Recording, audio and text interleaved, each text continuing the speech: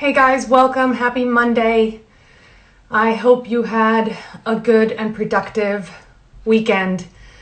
Before I begin, and hopefully as soon as Kevin logs in, I just want to say that please, please, please do your part. Learn what you can about what is going on because there has to be a change. This is unacceptable with all the police brutality that's happening. And I stand with my Black brothers and sisters, and I will do everything I can to be a proper ally and informing myself as how to do that. As an actor and those who are actors, understand that we have the power to change these stories. And by doing what we do, it can help bring light to what's happening. So just want to say that please do your part. And let me see as soon as Kevin logs in. Give me a... And if you guys have any questions, please go ahead and write them down. I'm just going to wait for Kevin to pop up.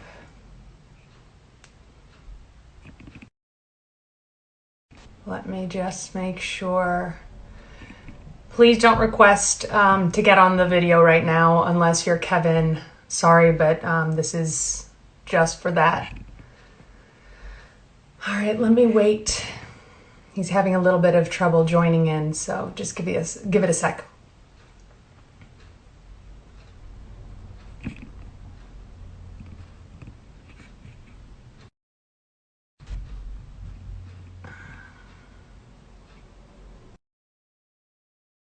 I'm just texting him right now, so just give me a sec. Oh, I see him here. Let me bring you in, Kevin.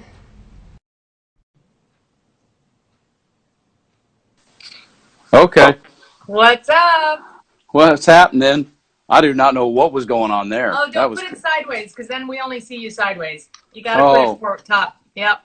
Okay. Very exciting. If you want to prop it up on something like on a, I don't know, that way you don't have to hold the phone the entire time. Yeah, that's okay. I mean, we're going to have to, I couldn't even get to you. I don't know why, really. It's, I'm probably emotionally challenged in some way. You know, it's okay. You will learn the electronics. Oh, I got electronics. For some reason, the live button wasn't coming up. Because it changed now. Yeah, it didn't like me. It's okay. Yes, it doesn't say live anymore. Instagram keeps changing its ways. Oh, God bless IG. Yeah. It's all good. Well, thank you for joining me, Kevin. Absolutely. Let's start actually by having people get to know you, where you come from and all of that good stuff. Yeah.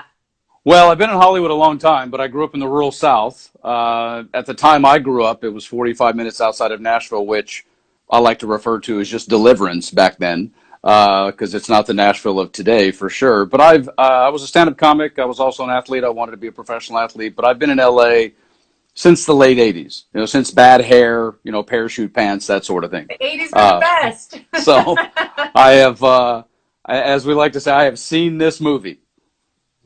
I have been here for a while. Yeah. And I also founded the Actors Network in 1991, and that was award-winning business organization for actors was around for 23 and a half years. So yeah, and we'll talk about the Actors Network in a second, but I want to kind of, again, something that I love about what is happening with these IGs is that we get to learn people about them as a human first. And that's kind of where I want to kind of go. What got you into wanting to be an actor from being a comic before? Well, it really transitioned out of being an athlete. I think, inherently, Natalia, I was a class clown. I mean, again, we joke about it, but I lived in an era and a time in Tennessee when they've still paddled you. And I got paddled a lot because I was a good student, but I was disruptive. And it's just the nature of my personality. And so coming out of wanting to be a professional athlete, my mother was a country singer. That does not necessarily mean that performing or whatever was in my blood, but I was, as I call myself, a goofball. And it's a really long story as to how I chose to eventually get to here. but the transition out of that came out of a little thing that I decided to involve myself in, which led to a competition. And the best reference today for it would have been what an older times IMTA would have looked like. It would have been one of those big talent competitions, blah, blah, blah, that was in Yeah. New York at the Waldorf. And there was one category that I was interested in because I wasn't a model, but they had a commercial competition. So I created a commercial and wrote it and performed it and won. And that's Wow. kind of what led to my transition going forward with regards to I first went to Atlanta for 2 years, which is ironic today, of course. And then after 2 years, I had saved the amount of money I wanted to save. I had gotten my SAG card by booking a commercial. I'd done a major motion picture, and I had a 2 year game plan. And within a couple of days of the 2 years, I think like 2 years and 2 days, I got in my car and drove to Los Angeles. Nice. Yeah. And you haven't left ever since, I guess. No, I mean I try to get out as often as I can, but yeah, I've been here ever since. You know, Ever since. full life here, more than half my life here now. You know, Yeah. so 3 relationships and a company and a couple of dogs and there you go. And there you go. Well, I want to start then with that said about the company and what got you to open up the Actors Network. Yeah, I mean it's been an interesting common question throughout my life, quite Hmm. frankly. I make a joke, and which is it gets equated the wrong way when I say I woke up out of a dream. I'm not trying to equate myself to Martin Luther King, but it is what happened. I was having a dream about it, and I that happened, Natalia, like 4 years into being in Los Angeles. So it wasn't something that I just did right away, like a lot of people sometimes do with elements that are offshoots from simply being an on camera or a voice performer. But I still think that the core of me is somebody who is a helpful, caring person in general. And then what I thought I saw was I looked at the mechanism that was being a non-star, out of work actor, and I thought there has to be a better mousetrap. Yeah. And so I really started down the road. I know it sounds, silly altruism, but that's what it was. I felt like I saw a lot of my peers, a lot of my fellow actors going through a lot of unnecessary strife and pain. Hmm. And so I just wanted to have a conversation. So I just started a conversation in my apartment, started out with 7 people. And before And I this was knew in it, 91. 91, yes, pre everything. Yes. I think I'd gotten rid of the bad hair by then, I think, but I'm not positive. I was like trying to think where I was. Like, oh, I know. Shut up. Just shut up. Weren't you in Jamaica or some damn place? I think Miami, maybe New I York? I think don't I know. was just about to move to Jamaica. Okay. All right. Yeah. There you Yeah, go. yeah, yeah. And Why then you got to make fun of me? that's my hometown Oh, now. I know. Great. So you decided to open this up, and it started in your house, and then you actually started. When was the brick and mortar open? July The Actors 4th, Network. 1995. Nice. Oh yeah, yeah. In a few weeks here, it'll be 25 years. Yeah. Wow. We had 82 members at that point. The structure of the organization was predicated on what were eventually called power groups. Hmm. And if anyone watching happens to have recently gone to the SAG Foundation in the last 5 or 6 years, the SAG Foundation accredited me with inspiring what kind of has become what they call small sessions. Hmm. Because Dennis Baker, who was a former lifetime member, had been with the foundation for quite a while. So they have my branding technique, which is called a Type Me form. But that's July 4, 95. We had 82 members on that day, and I finally took the risk. We charged very little money. I took the risk to open up a space, and from July 95 to the summer of 88, 3 years, we went from 82 members to 388 members with no advertising. Wow, that's amazing. Yeah, And tell us a little bit about, for those that may not have missed out. known what Missed out on it. Yeah. missed out on the actual brick and mortar. What were the things that you would have there? Like you would have workshops, you would have We but never used it. workshops. Let Yeah, me we just never used. clarify. Yeah, Not workshops like CD workshops. Workshops correct. meaning where actors could go, they can get together, talk about different things. You would have guests come in. that kind of aspect, Yeah, right? we had four pillars of the organization, and we were actually the anti CD workshop place because we did have industry people come in, but they were guest speakers and they were not paid to attend. Yeah. None of the membership dues went towards paying people, and there was no performance because it was a business organization. So it was all just about Q&A.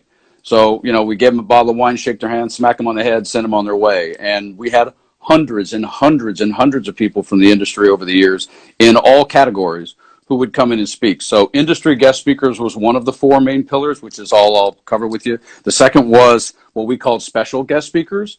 I was the only organization, and I still am to this day in its past, that we invited in headshot photographers. We invited in acting coaches because I was such a big advocate of not necessarily believing that just because your friend told you they like their coach, that they would necessarily be good for you. For you. So yeah, so I wanted, because this is a very personal, subjective business for us as people. And so I wanted people to actually experience somebody in the room just to see if they kind of vibe with Meld their with them, demeanor. yeah. Yeah. So we had special guest speakers. That was the second thing.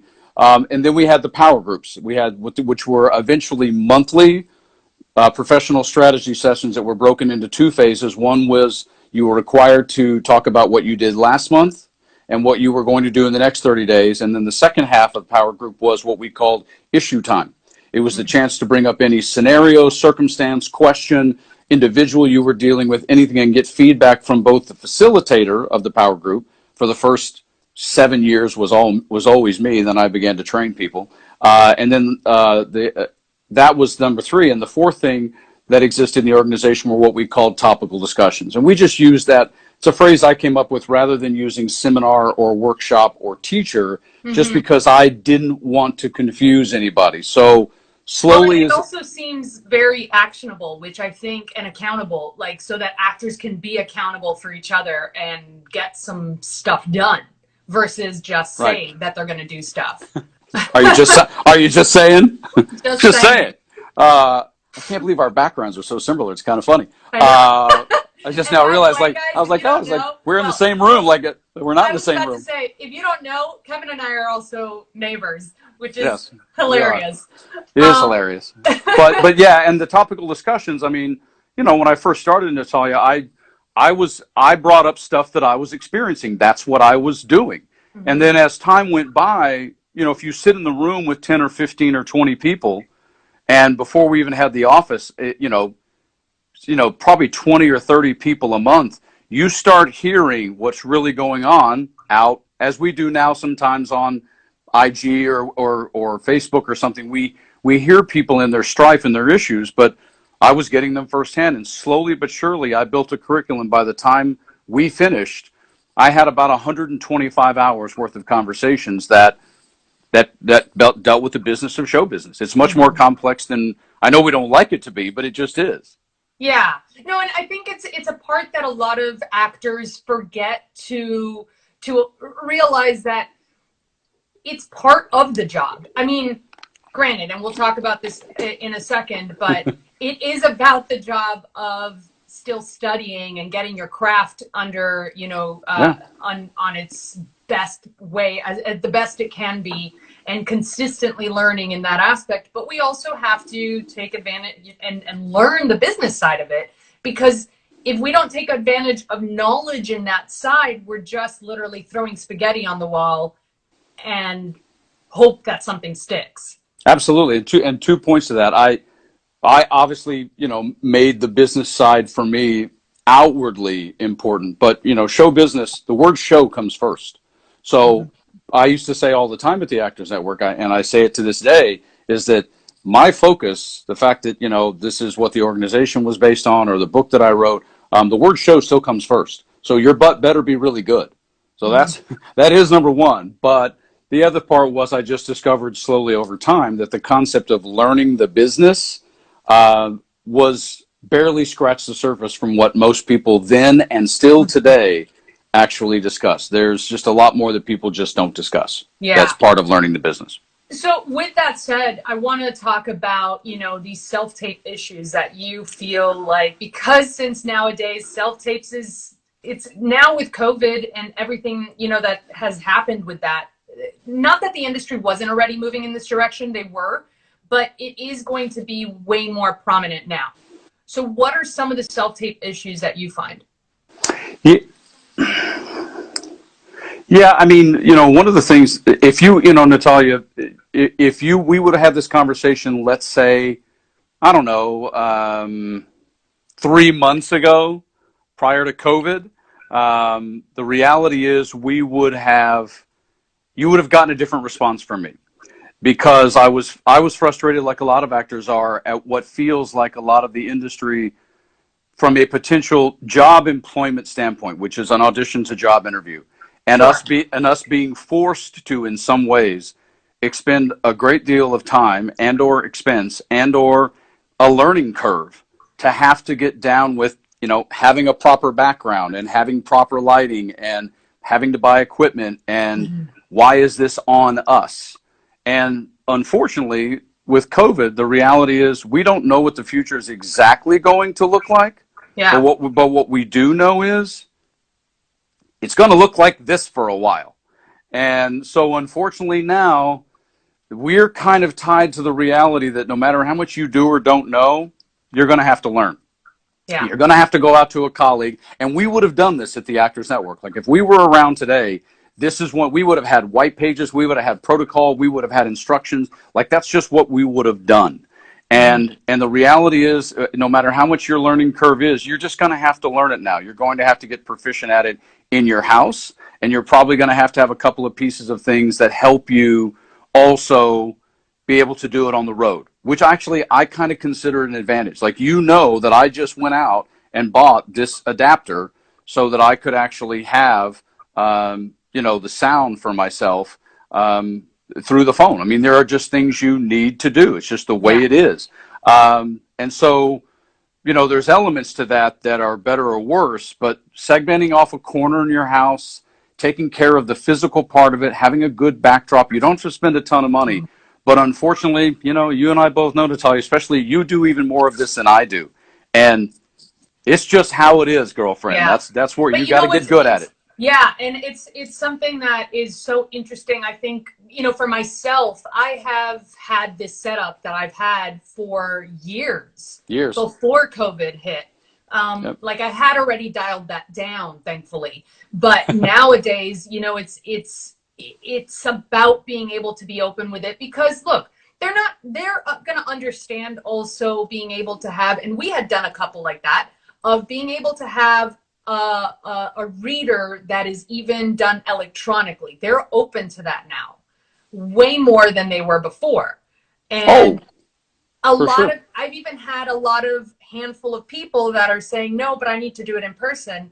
And I'm like, you got to get used to that. Because this also will help if, let's say, I am, on a trip somewhere, or I'm in a shoot and I'm back at my hotel room and I don't have anybody to read with me. I need somebody electronically. I actually did that when I was in Rome. I had an audition. I was in Rome for a wedding. I had to give it in the next day. Nobody from the wedding would read with me. So I had to call my ex-husband. He was on my computer, and he read. You fired up Jan, huh? Jan was the best, right? So I had a little bit of this thing of learning, and this was years ago. Right. So what are some of those issues besides getting to learn what this is and having this learning curve? Well, we already know that the Zoom auditions have already started. Oh yeah, which I already had a callback on Zoom. Yeah, a buddy of mine just went in for a Mercedes spot via Zoom. So I think Zoom helps us because it does give us that sense of interacting live with somebody, as opposed to the self-tape construct, which I think, this profession's already hard enough. Auditions are already hard enough. And trying to find somebody to read with you can be hard enough. You and I used to read together a bunch before things were easily remote like they are now. When I first moved near you, we used to read with each other a lot. And so that is easier. So if you have somebody who can literally come over to your house and sit with you, yay for you. If you have somebody you're comfortable with who has a similar electronic skill set as you that can do what we're doing, or do it by Zoom or just by FaceTime on your laptop, yay. I do think one of the values that's going to come out of us doing so much of this, Natalia, is that we are unequivocally going to start getting cut more slack, because more Absolutely. that this, yeah, the casting people and offices are going to be less, and then as time goes by, they'll all have to look perfect and sound perfect, but Yes, we're going to be in a window for a while that it's not. and let me stop you really quick right there, because somebody is mentioning something here and I want to address it. They're saying to VO the other person's lines. I would suggest against that. The problem with VOing the other person's Gotcha. lines and your reading is, A, you are having like a quick time frame of saying your lines versus being able to be reactive based on somebody else that is an actual human. And from take to take, that is going to change. You don't want it to feel like it is either A, rushed, or B, I am just running to, because the other line is coming from the other actor. So Yeah, the voiceover you may not being have regular. Yeah, problems with it. You yeah. may not have problems with it, but I will tell you, even as an acting coach, you're not going to be as present. You're going to be just saying your line versus being there with the other person. So I suggest, instead of VOing your lines, have somebody electronically just come on for you on FaceTime and work off of an actual human. I promise the take will be so much better and you'll be so much more present. Yeah, I do think that if something was pre-recorded, that it would lend itself to perhaps not pulling out of you perhaps something different in a different take. I completely concur with that, for sure. Yeah. So I recommend that. And you would never do that for me, so what the hell, whatever. Yeah. What are some of the biggest mistakes that you find when making with content creation? Oh, wow. How much time do we have?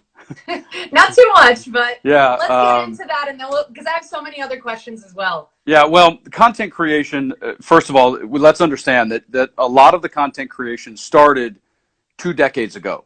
And there may be a lot of people who see this or watch this who were not even actors then. But, I have a common phrase, and you may have heard me say it before, Natalia. I don't know when in my life I invented this, but just because something's possible doesn't make it a good idea. It's easy to get married and have a baby, may not be the best choice in the world at that particular time. So content creation has been going on a long time, and the biggest mistake that I see made, there are two basic areas, but the first and foremost one I do is that people feel that the idea of creating something to help them as an actor that creates a vehicle means that they have to go and actually make a film or even a short film. And you're now taking on several other elements to something when you're trying to do it as a finished package. And I know that some people would say, yeah, but Kevin, if you're going to go to a certain amount of trouble, why not possibly make something that you can market? And I can go along with that debate, but I still think that it puts people in a position of trying to do too much when you just wanted to have maybe 30 or 40 seconds of really good material to send to a representative. So that's number one, is what I call just biting off more than you can chew. Which lends to itself to a chapter in my book called 7 Hyphenate Syndrome. But the other element that I think is that when we look at what it is we're trying to do content-wise, I think a lot of the content creation that we get caught up in, we just simply don't put in enough pre-production. This is one of the things that has happened distinctly over the last 2 decades, is it's so easy now, just like this, right? We just dial up a phone, tap on a thing, and here we are. We're doing a thing. Yeah. And, could have pushed record and away we go. So the idea of being able to record or create moving pictures is now so simple that I believe that it lends itself to a lot of failing and a lot of errors, just simply based on lack of doing pre-production, not based on one skill set or what you could have accomplished. So I get asked all the time, if I were to have moved to Los Angeles today, what would I, looking at my history and what I did when we didn't have technology, what would I do? And my answer is always very simple. I would have spent 6 months just trying to get the right people involved in doing a couple of simple scenes with me, so I had a killer demo reel. Yeah. And that's my answer. And I said 6 months, not 6 hours, not 6 days, and not 6 weeks. 6 months. And that's because pre-production matters. Preparation matters. And talking about demo reels now, that since you brought it up, I mean, I feel like it's important for people because so many different agents and casting directors have said different aspects of this. Which they want the demo reel to be either between 1 and 3 minutes, no longer than that. But if you are going to make a demo reel, they rather have 1 minute of really good stuff than 3 minutes of they don't know what it is. 100%. Like not having, this montage at the beginning, because I remember back in the day that was the thing. Oh, and then there's back in the day when it was really a thing. Like back in the early 90s, I'd see people have a 3 or 4 minute demo reel, and seriously, 2 minutes of it was a montage. I kid you not. It wasn't like it was a 10-second intro or something. It was half the damn thing. So yes, and I like to remind people that if they've ever gone to see a stand-up comic who sucked, like my early years, and or yourself having done stand-up, you tell me how long 20 seconds really can be. Yeah. Because 20 seconds can feel like an eternity. Well, if you do really solid work, seriously, and it's done right, 20 or 30 seconds of a particular type or a particular character on your demo reel is enough. Yeah. It's enough, and we don't sometimes believe that. Mm-hmm. And it is. It's enough. And I think it's good for everybody to realize how the demo should be about you. Regardless, it should not be about everybody else that is in there. Yes, you want to see the other actor from time to time, but you don't need to keep the entire scene or any of that aspect. Are there any things that you could say that you've seen? Because some casting directors will say, well, I've heard one really, but I think a couple have said this, that they're okay with seeing a self-tape on a demo reel. But then the others that say, no, don't do that. Yeah, what again, are your thoughts and takes? Yeah, I would not ever personally choose to do that. And it kind of goes along the lines of the voiceover, but for a different reason, in the sense that I believe that if you're talking about a demo reel, to me, you can maybe get away with it if you were really young, but people want to see you engage with somebody. They want to actually see what you did on camera in terms of response to something. And again, Natalia, I did my first demo reel in 1988, and I started consulting actors on doing demo reels in 1991. So I've seen this movie a bit, and I already know that, I've probably had 5 people came through the Actors Network who, just from listening to my demo reel topical discussion, actually went out and started demo reel businesses.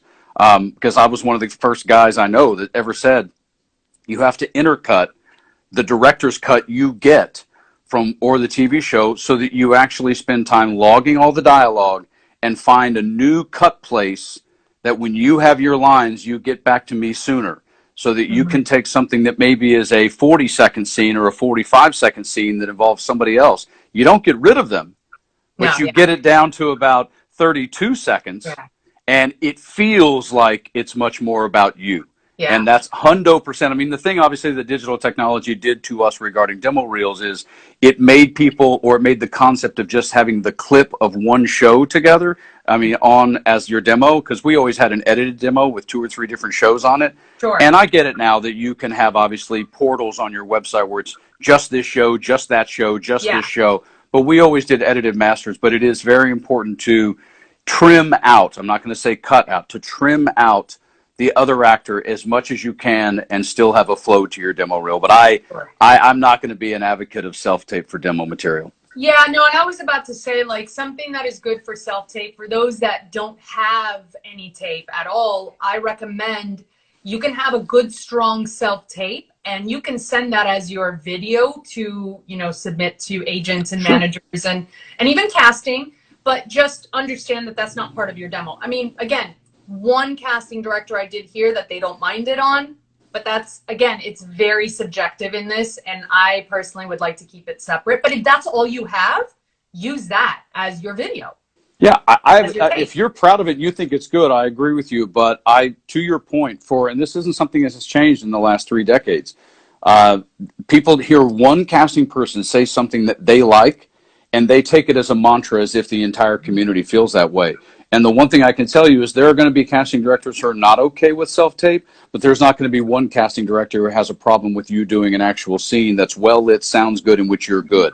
So if I can guarantee that everybody's going to be okay with the way I distribute in some type of a platform, then that's the one I'm going to do first. Yeah, I would almost recommend, if there's a material that you really like, shoot it even in your house. You don't need to shoot it and go to any place to shoot this and spend thousands of dollars. Shoot it in your house with the people that you've, taken in those 6 months to like really get to know, and let that be a quote unquote scene for you. May I add a little Kevin, as we used to call him at the Actors Network, Kevinism to that? Please. Kevin has I have a big Kevinism to what you said right there. And I still to this day probably get called 3 or 4 times a year and get asked about finding material. And I don't want to offend anyone, not trying to offend anybody. So if you get offended, I'm not trying to, because every single actor I know thinks they're a terrific writer, or the person that they're currently sleeping with is a terrific writer, their boyfriend, girlfriend, husband, someone they know is a great writer, but they've never been produced. They don't have an accredited anything as a writer. I don't understand this, and never have, when we have thousands and thousands of hours of tremendous movies and film to choose from. And to your point of what you just said, there are tons of great scenes in all the history of our television and film that are 2-person scenes that nobody's going to remember. You don't go and pick Jack Nicholson from A Few Good Men. No. You don't pick things that are iconic, but there are tons of movies and tons of films that you can find 2 people sitting alone, no props, having a conversation. Go learn that material and shoot it, because you're not trying to do it for commercial resale. There's nothing illegal about it. You don't need a copyright. And you're using material that, especially if it's really older, had to be so good, there's no way it would have been made into a movie, especially if it was, award-winning. Don't use iconic scenes. But there's a ton of, and so that's a big recommendation for me to your audience. No, and that's a good thing, and that's what I recommend as well. Let's talk right now with social media following. What's with the yelling? Why do you got to be yelling at me? Sorry, that's an inside joke, everybody, between me and Natalia. That's an inside joke, yeah. What's the yelling? What do you say, and what do you find the confusion between the social media followers and actually being a trained scripted actor? Well, it's, again, very good question. And I laugh only because we started addressing this in 2000, 2001 at the Actors Network. And back then, this was not a joke, but it was obviously not what it is today. It's 2 decades later. Mm-hmm. And as we were getting close to 2010, this conversation really actually started to evolve. And in my book, I call it the social media myth. Now, I don't call it that because power and strength from social media is a myth. That's not the way I mean it at all.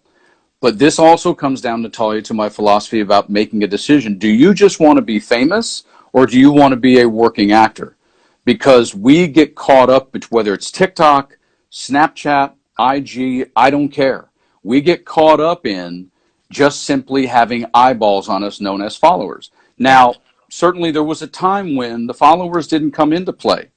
And that time has passed. Now followers do come into play. But when you look at someone like this Amy Cooper gal, who's the black gal that's doing the Trump stuff, who's very funny on TikTok. I mean, somebody recently said that's going to get her a show. Yeah, it might, but what kind of show? Is it going to get her 1 or 2 on the call sheet of a Netflix television show as a series regular? Probably not, if she's not a trained actor. So my thing about social media is, first and foremost, decide what you're trying to become through social media. Mm-hmm. Are you trying to become something through social media? Or are you simply trying to use social media as a promotional marketing tool for what you are? Mm-hmm. And that's number 1. Number 2, yes, you're not going to get an argument from me that today, with all the different kinds of projects we have, and you and I have had a lot of Quibi conversations and et cetera, that I'm not going to ever argue with somebody that the number of followers today couldn't influence you being cast in a project. Absolutely, it can be. Now, for the most part, if you're talking about a real project that's going to pay real money, you got to be talking about the difference between somebody having 2 million followers and somebody having 500,000. I mean, you have to get to a certain benchmark before that's even real. Now, if you're doing something smaller, or let's say, Natalia, you and I were doing a project and we were the producers and we were doing it as ultra low budget, I'm really specific on what the scenario is. It's a lot of what you Sure. always get from me. And so let's say we're doing that, and we had two gals that we loved, of course, besides you, and to give Of course. yeah, of course, yeah. You're the third lead, but that's cool. Cool. But let's say, the project had a budget of, 100 grand. And the difference in these two gals is they were both really good. We liked them both. One of them had 200,000 followers and one of them had 12,000. Now, in a low budget, ultra low budget scenario, that might sway us today. But it's still going to have to be the person that you're going to get swayed by still has to have some pretty good numbers in terms of social media. It can't just be like, oh, I have 13,000 and somebody else has two, literally two. I mean, it's going to have to be a number that can actually move the needle. But I would still say, I think that you would agree with me that intelligent producers would still go down the road of, if somebody had 200,000 and somebody had 42,000, but the person with 200 wasn't talented in $100,000 project, we would not be hiring them. Yeah. They would still have to be really good, because otherwise you're going to destroy the whole film. Well, and also to even think about that is, to even get into that conversation, both of those two people had to be at the same level talent-wise in their opinions, because if not, we wouldn't even have that conversation. Right. But also, I like to think about, when we talk about social media with, up and coming actors and everything, again, actors tend to think about, and they look at just stars, right? The ones that have millions of followers, the ones that they already have a show and their Instagram is kind of all over, right? Their social media is a little bit all over. They're not like super. And I talk about this in the same way. We as actors at the beginning, we have a brand, right? We have an essence of ourselves that's what they buy at the beginning. And then when we get to that person, that star that has already shows and everything, then we can branch out to all these different characters that we would want to do. I look at social media in the exact same way. What is your brand on social media? What is it that you are trying to pump out? What is it that people, when they go onto your social media, they can say, oh, I understand who this person is. And I feel like it translates in the same way, social media, as actors with an actual brand and knowing who they are, their essence wise. Yeah, and I like the word essence far better than brand in that sense, because I've always made a joke that in the business, the external part of us is the business part. That's the shell, what we look like, how big our body is, whatever. But the craft of us is the liquid on the inside. Yeah. And so when you put them together in the sense of putting out social media content, they come together and they do create some sort of a essence or audience brand to what we get from this person all the time. That's why I'm, as you well know, I'm occasionally affectionately called the Hollywood redneck, because I've been in Hollywood for so long, but I grew up in rural Tennessee. And if you follow me at all, you will discover the parts of me where you see both of those words, aside from just my career, which is obvious in Hollywood.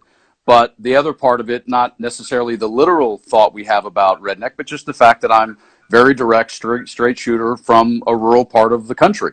And so, those two things. And that's one of the reasons why I think it's so important that we really get cognitive about what it is we're trying to gain from social media. Yeah. Are you trying to become, on a reality show out of social media? Because if you're trying to get credibility as a scripted, talented, studied, honed performer, then what you put out on social media, it probably would look a little different.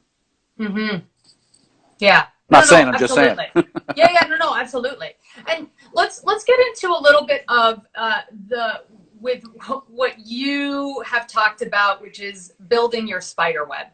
And this is a way of how, actors can take certain steps, and you don't have to go through the entire 7 steps, but just to get a taste of what that is for people, of how to keep up with CDs, casting directors, writers, but for real, and actually not just going at them in a way that makes you A, needy, and B, as if you are just talking to them because you want to get a show, stuff like that. Yeah, so let's talk about a little bit of that. Well, first and foremost, you have to immediately split down the middle, because in my book it's called targeted networking. Again, networking is just an overused term. It's like the business of show business. It's just overused, and it's under assessed.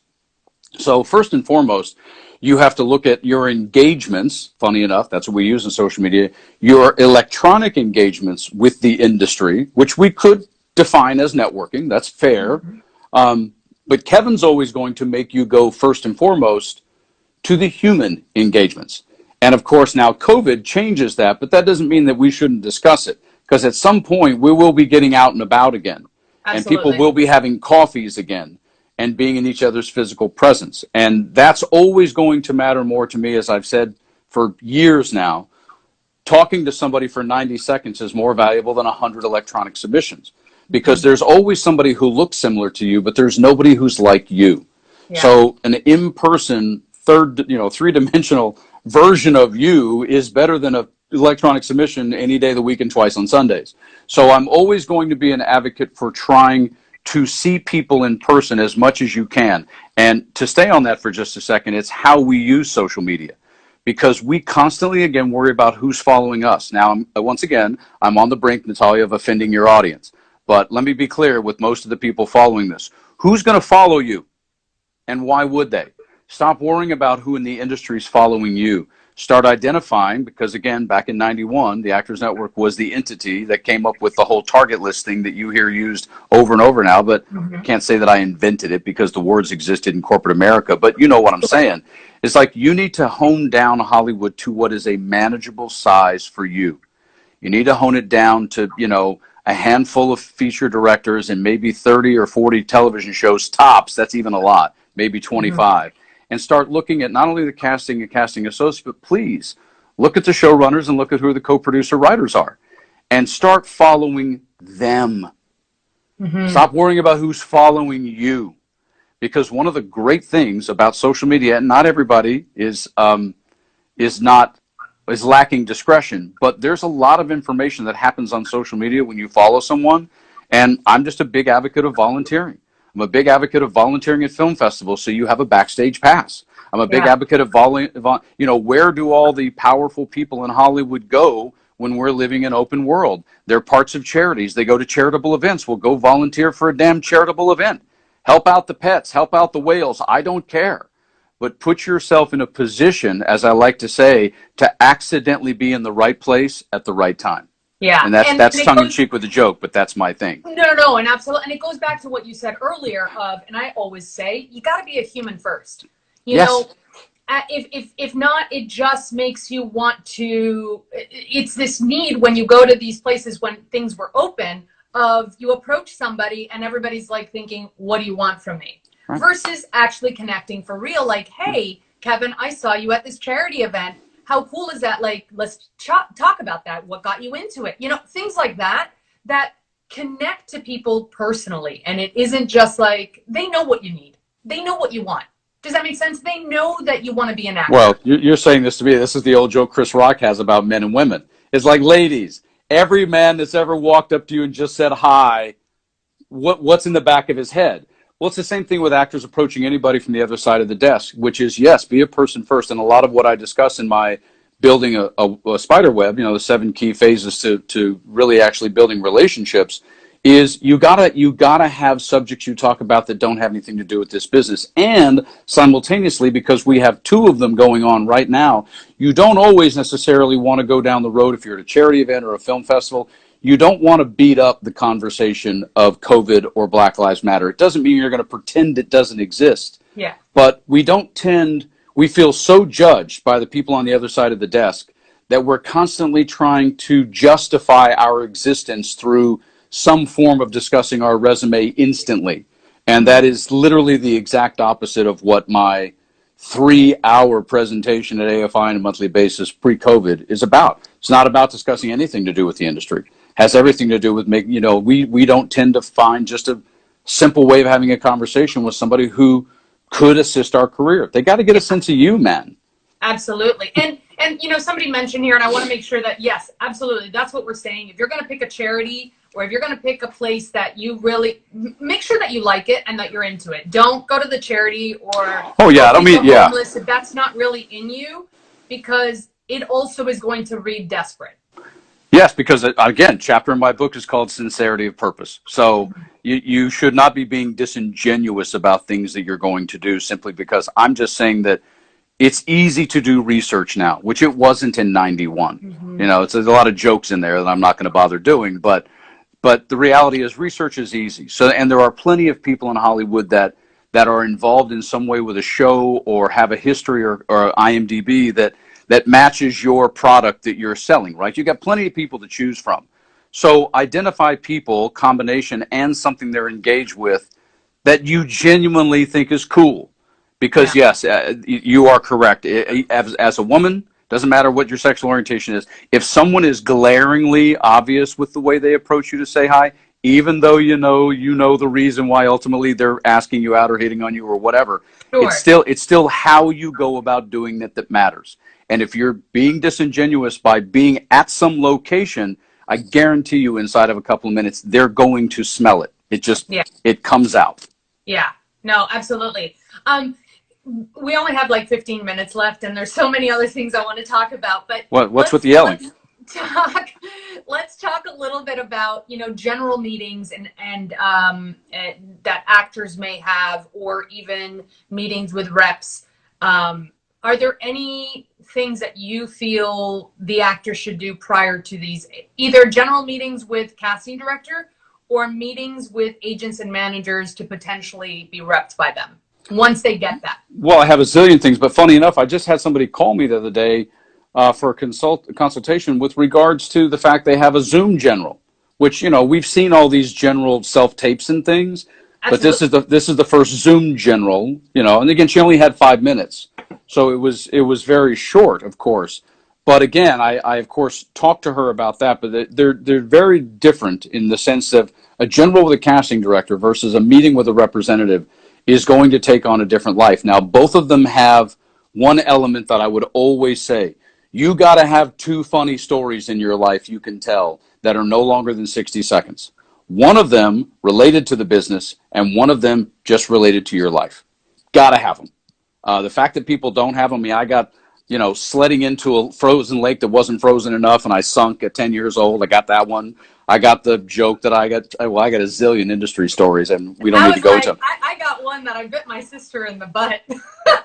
See what I'm talking about? Right. Who can't laugh at you biting your sister in the butt? I'm just saying that. Oh my God. And then she had to live in a donut for a bit. Yeah, you got to have that. And you also have to have a sense of what your essence is. Your essence doesn't always match your physical product, but even within that, there's still a role or two out there that's currently on television or film that you identify with. Don't go down the road as somebody sitting in a room with a casting director and literally, because I've heard actors say this and go, oh, I could do that role better than them. Yeah, let's not say that in a meeting. Yeah. Shan't we? But they should have a sense that you have a sense of you. But just the fact that you have a hobby or two that you want to speak of. Again, don't drop into, because we all have it, don't drop into subjects that are going to make you go down a dark road. Like, I'm not going to sit around and discuss necessarily my family and my relationships in it because it's not a great subject for me. I got plenty of other stuff to talk about. We don't have to talk about that. And if somebody asks me about it, it's like, I grew up without a father. My mom's a country singer. So anyway, and I'll change the subject. So I get it out there, but, I'm not going to spend the whole time talking to somebody about being from rural Tennessee or playing baseball or playing college golf.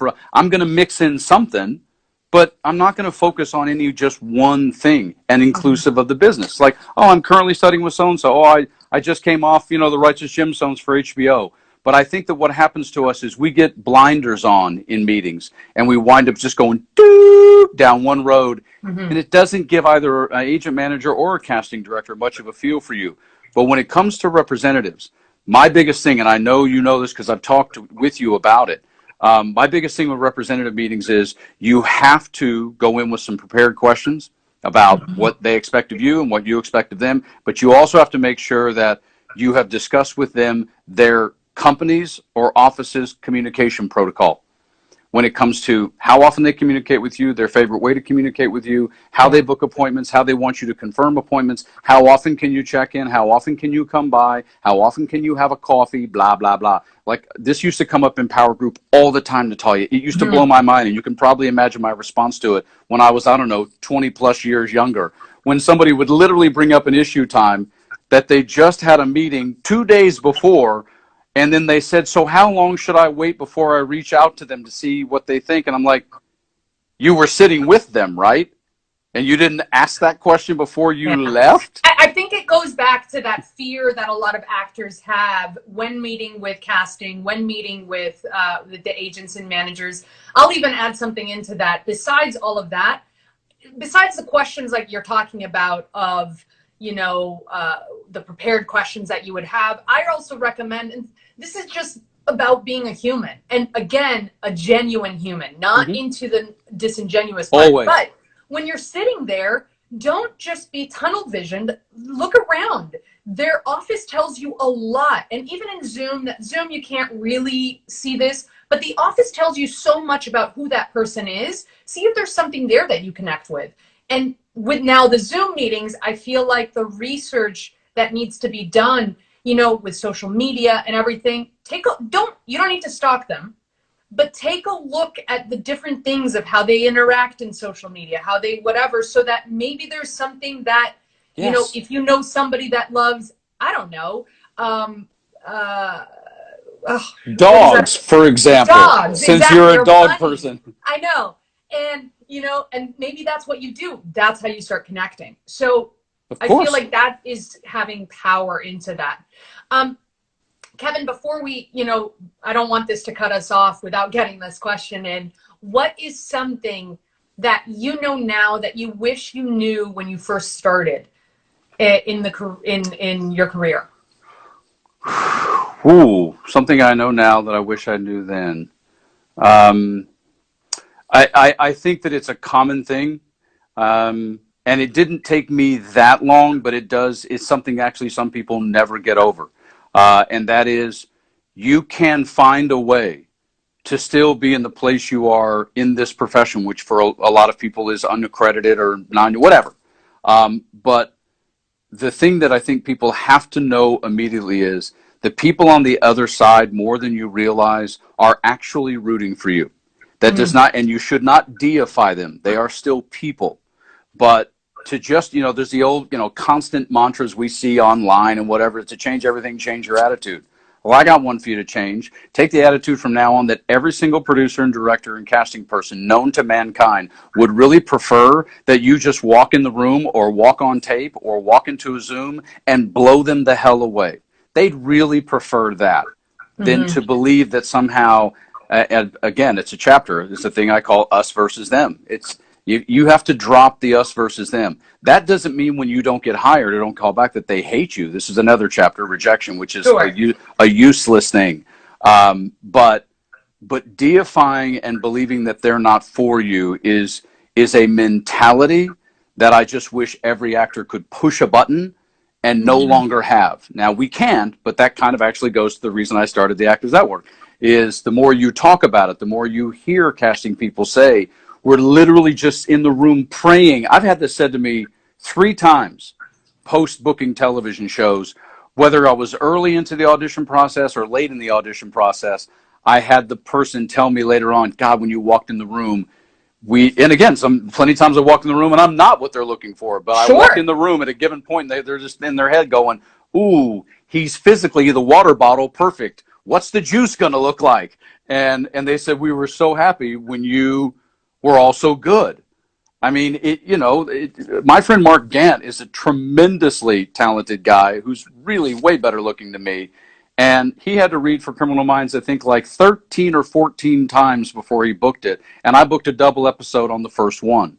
And I've read for many shows a lot of times too. But sometimes when you walk in, they were at that point, they were running out of patience. They couldn't find somebody that they really wanted to hire. And they told me later that when you walked in, and the director told me, he said, the second you started talking, you already had the job. Yeah. So they want you to do well. They're on your side. And that's one thing, Natalia, that I wish somebody at a university or somebody at a seminar who actually had the experience to be able to say it to you would have said it to me, because I still think that our minds, that's why I'm a big fan of the business. Our minds are more detrimental to us than actually the core craft we have inside of us. And I also feel like something, because I completely agree with you in that aspect of knowing that they are on your team. And hopefully now, you know, since we're doing these lives and everything, you see that casting and casting directors, writers are on your side. They want you to book it. Yeah. It just makes their job that much easier. But I also feel like something that an actor can also take, and I always have to remind myself of this, is to try to go in without a quote unquote expectation of what you're trying to think that they're going to give you. Yep. Get rid of the expectation aspect of it and just sit down and say, I'm going to go in, do my thing, and not expect them to react this way, not expect them to react bad or anything, and get this pleasantly surprised moment where you're like, oh, I never thought they were going to be this way or whatever. You know, absolutely. I find that releases a lot of my nerves, and it also releases myself from being grabbing of like, I need this job. Right. And the more, again, it's a hard thing to live with, but the more you'll discover if you have issues with finding or feeling rejected is the more you can shift to simply going in and doing a great job as opposed to going into trying to get a job, the more not getting the job won't feel like rejection. Because I have a standing philosophy, and I'll leave the end of this, because I know we're running out of time with this. I have never walked in believing that I was walking in to get a job. I have one job when it comes to the show of show business. And my philosophy has always been to be one of the final three people they're talking about. And whether the other person's an Asian female or a guy that's a 6'5" black guy, because I've read against them all, same role, 5'10" white dude, same role. If I'm one of the last three, then I did my job, because I know that office, even if I don't get this, will call me in again. And that's the best feedback you can get. Yeah. So you just gotta go in, and as my acting coach David LeGrant, rest his soul, said, concern yourself with the effort. The result will take care of itself. Absolutely. And what I always say is book the room, not the job. Yeah. The job will just be the actual thing. And before we wrap this up, Kevin, because I'm sure some of the actors also want to find where they can find the book, 7 Deadly Sins the Actor Overcomes, which is one of your books that you wrote. Where can they find it? And just give us a little bit. 7 Deadly Sins the Actor Overcomes, and it's the blue cover now. There's 2 versions, but the versions aren't that different. We mostly just changed the publisher and the packaging. But it's of course on Amazon, but it's also at titletownpublishing.com. That's one word, titletownpublishing.com, or Amazon is where you can find that. I'm easy to find it at the Kevin E in terms of Twitter and Instagram and all that. I'm also, in terms of consulting, I do it all the time, and my email is kevin@kevinus.com, and it's on either my website, which is kevinus.com, or also on the Actors Network website, which is actors-network.com. So I'm tragically not hard to find. Okay. Okay. Okay. No, I'm just kidding. Yeah, great. You have no idea where to find me, right? I don't know. Just look up. Okay. Great. Kevin, thank you so much for spending this time with us, and so much great insight. Guys, if you have any other questions, just either drop them later on, and I will get them out to Kevin, or look them up, and hopefully we can answer those when that happens. Thank you so much. Complete pleasure. Anytime. All right. Talk to you soon. Bye-bye. Bye.